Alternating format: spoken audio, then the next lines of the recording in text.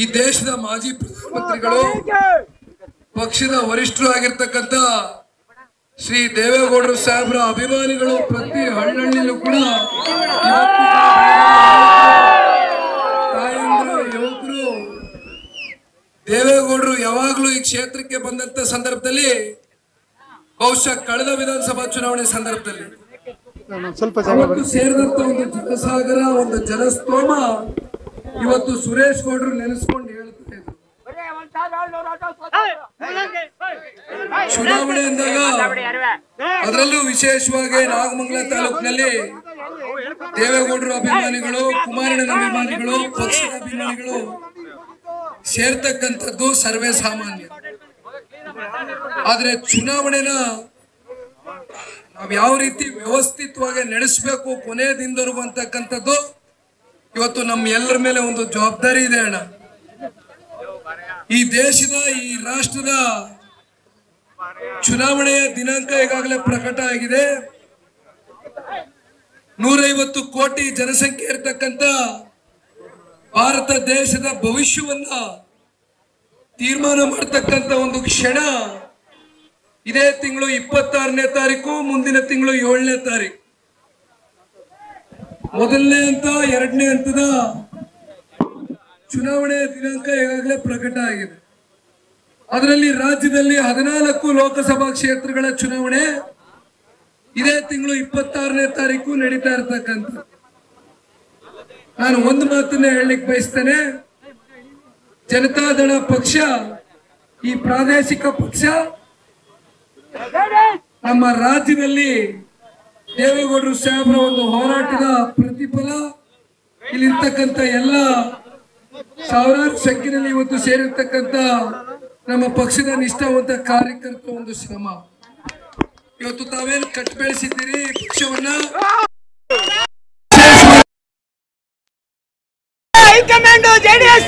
ಮಂಡ್ಯ ಜಿಲ್ಲೆ ಅತ್ಯಂತ ಪ್ರಮುಖವಾದಂತ ಒಂದು ಪಾತ್ರವನ್ನ ಈ ಪಕ್ಷವನ್ನ ಕಟ್ಟಲಿಕ್ಕೆ ತಾವೆಲ್ಲರೂ ಕಾರಣಕರ್ತರಾಗಿದ್ದೀರಿ. ಪ್ರತಿ ಚುನಾವಣೆ ಸಂದರ್ಭದಲ್ಲೂ ಕೂಡ ನಮ್ಗೆ ಆಶೀರ್ವಾದವನ್ನ ಮಾಡಿದ್ದೀರಿ. ಬಹುಶಃ ಸುರೇಶ್ ಗೌಡ್ರ ಒಂದು ಸೋಲು, ಅದು ಸೋಲು ಅಂತಕ್ಕಂಥದ್ದು ಇವತ್ತು ನಾವು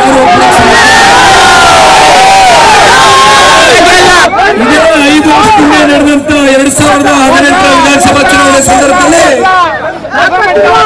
ಕುಮಾರಣ್ಣ ಅವರು ಈ ರಾಜ್ಯದ ಮುಖ್ಯಮಂತ್ರಿಗಳಾದ್ರೆ ರೈತರ ಸಾಲ ಮನ್ನಾ ಆಗ್ತದೆ, 48,000 ಅಂತರದ ಮತದಿಂದ ತಾವೆಲ್ಲ ಆಶೀರ್ವಾದವನ್ನ ಮಾಡಿದ್ರಿ. ಇವತ್ತು ಗೆದ್ದಿರ್ತಕ್ಕಂಥ ಶಾಸಕರು ಕೇವಲ 2,000ದಲ್ಲಿ ಗೆದ್ದಿರ್ತಾರೆ.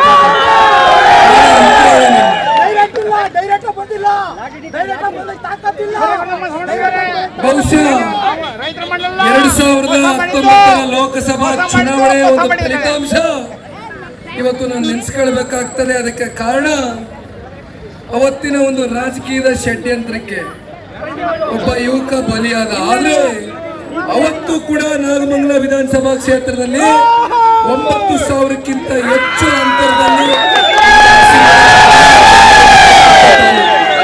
ಅದನ್ನ ನಾನು ಮರೆಯಲಿಕ್ಕೆ ಸಾಧ್ಯ ಇಲ್ಲ. ಬಹುಶಃ ಈ ಬಾರಿ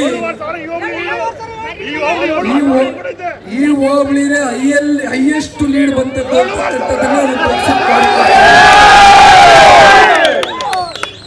ಬಹುಶಃ ಈ ಬಾರಿ ರೈತ ನಾಯಕರು ಈ ರಾಜ್ಯವನ್ನ 2 ಬಾರಿ ಪ್ರತಿನಿಧಿಸತಕ್ಕಂತ ಮಾಜಿ ಮುಖ್ಯಮಂತ್ರಿಗಳಾಗಿರ್ತಕ್ಕಂಥ ನೀವು ರಾಜಕೀಯವಾಗಿ ಶಕ್ತಿಯನ್ನು ತುಂಬಿಸಿ ಬೆಳೆಸಿರ್ತಕ್ಕಂಥ ನಿಮ್ಮ ಮನೆ ಮಗ ಕುಮಾರಣ್ಣ ಅವರು ಮೊದಲನೇ ಬಾರಿ ಪ್ರಪ್ರಥಮವಾಗಿ ಲೋಕಸಭಾ ಕ್ಷೇತ್ರದಲ್ಲಿ ಬಂದು ಸ್ಪರ್ಧೆ ಮಾಡ್ತಾ ಇರ್ತಕ್ಕಂಥದ್ದು. ಬಹುಶಃ ನಾನು ಒಂದು ಮಾತನ್ನ ಹೇಳಲಿಕ್ಕೆ ಬಯಸ್ತೇನೆ ಅಣ್ಣ, ಇದು ಒಂದು ಅನಿರೀಕ್ಷಿತ ಬೆಳವಣಿಗೆ. ಇತ್ತೀಚಿನ ದಿನಗಳಲ್ಲಿ ಏನು ನಮ್ಮ ಪಕ್ಷದ 8 ಜನ ಕ್ಯಾಂಡಿಡೇಟ್ಗಳಿದ್ದಾರೆ. ಬಹುತೇಕ ಸಾಕಷ್ಟು ಸಂದರ್ಭದಲ್ಲಿ ನಾವೆಲ್ಲರೂ ಕೂತು ಸಮಾಲೋಚನೆಯನ್ನ ನಡೆಸಿದ್ವಿ. ಯಾರು ಕ್ಯಾಂಡಿಡೇಟ್ ಆಗಬೇಕು, ಯಾರು ನಿಂತ್ಕೊಳ್ಬೇಕು ಚುನಾವಣೆ ಅಂತಕ್ಕಂಥ ಪ್ರಶ್ನೆ ಬಂದಾಗ ನಮ್ಮ ಸುರೇಶ್ ಅಣ್ಣ ಅವ್ರು ಹೇಳಿದ್ರು, ರವೀಂದ್ರಣ್ಣ ಅವ್ರು ಹೇಳಿದ್ರು, ಎಲ್ಲ ನಮ್ಮ ಕ್ಯಾಂಡಿಡೇಟ್ಗಳು ಒಂದು ಮಾತು ಹೇಳಿದ್ರು. ನೋಡಿ, 2019ರಲ್ಲಿ ಮೋಸದಿಂದ ನೀವು ಚುನಾವಣೆಯನ್ನ ಸೋತಿರ್ತಕ್ಕಂಥದ್ದು. ಆದರೆ ಪ್ರತಿಯೊಬ್ಬ ಮಂಡ್ಯ ಜಿಲ್ಲೆನಲ್ಲಿ ಇರ್ತಕ್ಕಂಥ ಎಲ್ಲರ ಒಂದು ಮನಸ್ಸನ್ನ ಗೆದ್ದಿರ್ತಕ್ಕಂಥದ್ದು ನೀವು ಅಂತಕ್ಕಂಥದ್ದನ್ನು ಹೇಳಿ, ನಿಮಗೆ ಮೋಸ ಆಗಿದೆ, ಈ ಬಾರಿಯೂ ಕೂಡ ನೀವೇ ಬಂದು ನಿಂತ್ಕೊಳ್ಬೇಕು ಅಂತಕ್ಕಂಥದ್ದು ಅವ್ರ ಮನಸ್ಸಿನಲ್ಲಿ ಇದ್ದಂಥದ್ದನ್ನು ನನಗೆ ತಿಳಿಸೋದು. ಆದರೆ ಸುರೇಶ್ ಅಣ್ಣವ್ರಿಗಿರ್ಬೋದು, ನಾನು ನಮ್ಮ ಇರ್ತಕ್ಕಂಥ ಎಲ್ಲ ಕ್ಯಾಂಡಿಡೇಟ್ಗಳಿಗೆ ಒಂದು ಮನವಿಯನ್ನು ಮಾಡಿದೆ. ದಯಮಾಡಿ ಇವತ್ತು ಈ ಪ್ರಾದೇಶಿಕ ಪಕ್ಷವನ್ನು ಕಟ್ಟುಗೊಳಿಸಬೇಕಾಗಿರ್ತಕ್ಕಂಥ ಒಂದು ಜವಾಬ್ದಾರಿ ನನ್ನ ಮೇಲಿದೆ. ಕುಮಾರಣ್ಣನಿಗೆ ಇತ್ತೀಚೆಗಷ್ಟೇ 3ನೇ ಬಾರಿ ಹೃದಯದ ಶಸ್ತ್ರಚಿಕಿತ್ಸೆಗೆ ಒಳಗಾಗಿರ್ತಕ್ಕಂಥದ್ದು, ಆರೋಗ್ಯದಲ್ಲಿ ಇತ್ತೀಚೆಗೆ ಚೇತರಿಕೆ ಕಂಡು ಈಗಾಗಲೇ ಗುಣಮುಖರಾಗಿ ರಾಜ್ಯವನ್ನು ಪ್ರವಾಸ ಮಾಡಲಿಕ್ಕೆ ಶುರು ಮಾಡಿದ್ದಾರೆ. ಅವರ ಜೊತೆಯಲ್ಲಿ ಇವತ್ತು ನಾವು ಪಡ್ಕೊಂಡಿರ್ತಕ್ಕಂಥ 3 ಸ್ಥಾನಗಳು, ಜೊತೆಯಲ್ಲಿ ಬೆಂಗಳೂರು ಗ್ರಾಮಾಂತರ ಕೂಡ ನಮ್ಮ ಕುಟುಂಬದ ಒಬ್ಬ ಸದಸ್ಯರು ನಿಂತಿರ್ತಕ್ಕಂಥದ್ದು. ಅದಕ್ಕಿಂತ ಹೆಚ್ಚಾಗಿ ಅಲ್ಲಿರ್ತಕ್ಕಂಥ ದುಷ್ಟರನ್ನ ಇವತ್ತು ಈ ರಾಜ್ಯದಲ್ಲಿ ಹೊರಗೋಗಿಸ್ಬೇಕು ಅಂತಕ್ಕಂಥ ಈಗಾಗಲೇ ಕಳೆದ 2 ತಿಂಗಳಿಂದ ನಿರಂತರವಾಗಿ ಒಬ್ಬ ಯುವ ಕಾರ್ಯಕರ್ತರಾಗಿ ನನ್ನ ಕೆಲಸವನ್ನು ಮಾಡ್ತಾ ಇದ್ದೇನೆ. ಹಾಗಾಗಿ ನಾನು ಒಂದು ಮನವಿಯನ್ನು ಮಾಡಿದೆ. ಸ್ಥಳೀಯವಾಗಿ ಇವತ್ತು ಸಾಕಷ್ಟು ಜನ ಸಮರ್ಥವಾಗಿ ನೀವು ಬೆಳೆಸಿರ್ತಕ್ಕಂಥ ನಾಯಕರುಗಳಿದ್ದಾರೆ. ಯಾರಾದರೂ ನಮ್ಮ ಸ್ಥಳೀಯವಾಗಿರ್ತಕ್ಕಂಥ ನಾಯಕರಿಗೆ ಅವಕಾಶ ಸಿಗಬೇಕು ಅಂತಕ್ಕಂಥದ್ದಾದಾಗ ಇದೇ ಬಹುಶಃ ಮಾಧ್ಯಮದವರು ಕೂಡ ಬಂದಿದ್ರು, ಇಡೀ ರಾಜ್ಯ ನೋಡಿದ್ರಿ. ಕುಮಾರಣ್ಣ ಅವ್ರ ಮನಸ್ಸಲ್ಲಿ ಒಂದು ತೀರ್ಮಾನ ತಗೊಂಡು ಬಂದಿದ್ರು. ಒಂದು 3 ಜನ ಆಕಾಂಕ್ಷಿತರನ್ನ ಪಕ್ಷದ ಕಾರ್ಯಕರ್ತರನ್ನ ಕೇಳಿ ಅಲ್ಲಿಂದಲ್ಲೇ ಓಪನ್ ಆಗಿ ಅನೌನ್ಸ್ಮೆಂಟ್ ಮಾಡಬೇಕು ಅಂದ್ಕೊಂಡಿದ್ರು. ಆದರೆ ಅವತ್ತು ಸೇರಿದಂತೆ ಏನು 8 ವಿಧಾನಸಭಾ ಕ್ಷೇತ್ರದಿಂದ ಪಕ್ಷದ ಪ್ರಮುಖ ಮುಖಂಡರುಗಳು ಕಾರ್ಯಕರ್ತರು ಬಂದಿದ್ರೆ ಏಕಾಏಕಿ ಕೇಳಿ ಬಂದಿದ್ದು 2 ಹೆಸರು. ಇಲ್ಲ ನಿಖಿಲ್ ಕಳಿಸಿ, ಇಲ್ಲ ಕುಮಾರಣ್ಣ ಬರಬೇಕು ಅಂತಕ್ಕಂಥದನ್ನ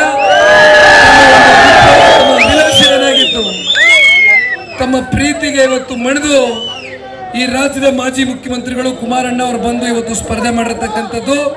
ಈಗಾಗಲೇ ಮೊನ್ನೆಯಿಂದನೂ ನಾನು ಮಳವಳ್ಳಿ ಆಯಿತು, ನೆನ್ನೆ KR ಪೇಟೆಗೆ ಹೋಗಿದ್ದೆ, ಇವತ್ತು ನಾಗಮಂಗಲಕ್ಕೆ ಬಂದಿದ್ದೇನೆ. ಇನ್ನೂ 5 ವಿಧಾನಸಭಾ ಕ್ಷೇತ್ರಗಳಲ್ಲಿ ಪ್ರತಿನಿತ್ಯ ನನ್ನ ಪ್ರವಾಸವನ್ನ ಪ್ರತಿ ಹಳ್ಳಿಗೂ ಮುಂದುವರಿಸ್ತೇನೆ.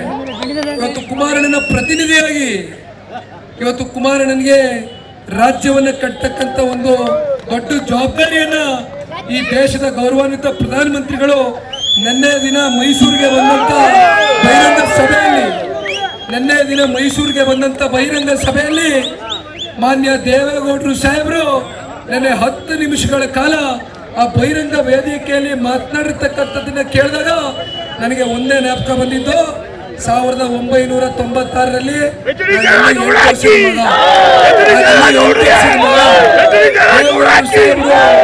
ಈ ದೇಶದ ಪ್ರಧಾನಮಂತ್ರಿಗಳಾಗಿ ಪ್ರಮಾಣ ವಚನವನ್ನು ಸ್ವೀಕಾರ ಮಾಡಿದಂತ ಸಂದರ್ಭದಲ್ಲಿ ಅವರು ಕೇಳಿ ಬಂದಂತ ಒಂದು ಧ್ವನಿ ಮತ್ತೊಮ್ಮೆ ನಿನ್ನೆ ದಿನ ಧ್ವನಿ ಮರುಕಳಿಸಿರ್ತಕ್ಕಂಥದ್ದು. ಪ್ರಧಾನಮಂತ್ರಿಗಳಿಗೆ ರೈತರ ಪರವಾಗಿ ಅವರ ಸಂಪೂರ್ಣ ಜೀವನವನ್ನ 64 ವರ್ಷ ರಾಜಕೀಯದಲ್ಲಿ ಅವರ ಸುದೀರ್ಘವಾದಂತ ಒಂದು ಜೀವನದ ಅವಧಿಯಲ್ಲಿ ನರೇಂದ್ರ ಮೋದಿಜಿ ಅವರ ನಾಯಕತ್ವವನ್ನು ಮೆಚ್ಚಿ ಕಳೆದ 10 ವರ್ಷದಿಂದ ಅವರು ಮಾಡಿರ್ತಕ್ಕಂಥ ಸಾಧನೆ, ಈ ದೇಶಕ್ಕೆ ಕೊಟ್ಟಿರ್ತಕ್ಕಂಥ ಕೊಡುಗೆ, ಈ ದೇಶದ ರಕ್ಷಣೆಗೆ, ಈ ದೇಶದ ಸುಭದ್ರತೆಗೆ, ಈ ದೇಶದ ಅಭಿವೃದ್ಧಿಗೆ ಒಂದು ದಿನ ಕೂಡ ವಿಶ್ರಾಂತಿಯನ್ನ ಪಡೆದುಕೊಳ್ಳದೆ ಶ್ರೀ ನರೇಂದ್ರ ಮೋದಿಜಿ ಅವರು ಕೊಟ್ಟಿರ್ತಕ್ಕಂಥ ಕೊಡುಗೆಗೆ ರೈತರ ಮಗ ಮಂಡ್ಯ ಜಿಲ್ಲೆ ಬೆಳೆಸಿರ್ತಕ್ಕಂಥ ದೇವೇಗೌಡರು ಸಾಹೇಬರು ನಿನ್ನೆ ಬಹಿರಂಗ ವೇದಿಕೆಯಲ್ಲಿ ಹೇಳ್ತಾರೆ, ಇವತ್ತು ಶ್ರೀ ನರೇಂದ್ರ ಮೋದಿಜಿ ಅವರಿಗೆ 400ಕ್ಕೂ ಹೆಚ್ಚು ಸ್ಥಾನ ಈ ದೇಶದಲ್ಲಿ ಪಡಿಲಿಕ್ಕೆ ಪಕ್ಷ ಈ ರಾಜ್ಯದಲ್ಲಿ 28 ಲೋಕಸಭಾ ಕ್ಷೇತ್ರಗಳಲ್ಲೂ ಕೂಡ 28ಕ್ಕೆ 28 NDA ಮೈತ್ರಿಕೂಟದ ಅಭ್ಯರ್ಥಿಗಳ ಗೆಲುವಿಗೆ ದೇವೇಗೌಡರು ಸಾಹೇಬರ ಸಂಪೂರ್ಣ ಸಹಕಾರ ಬೆಂಬಲ ಇದೆ ಅಂತಕ್ಕಂಥದ್ದನ್ನ ನಿನ್ನೆ ದಿನ ಅವರು ಮಾತನಾಡಿರ್ತಕ್ಕಂಥದ್ದನ್ನ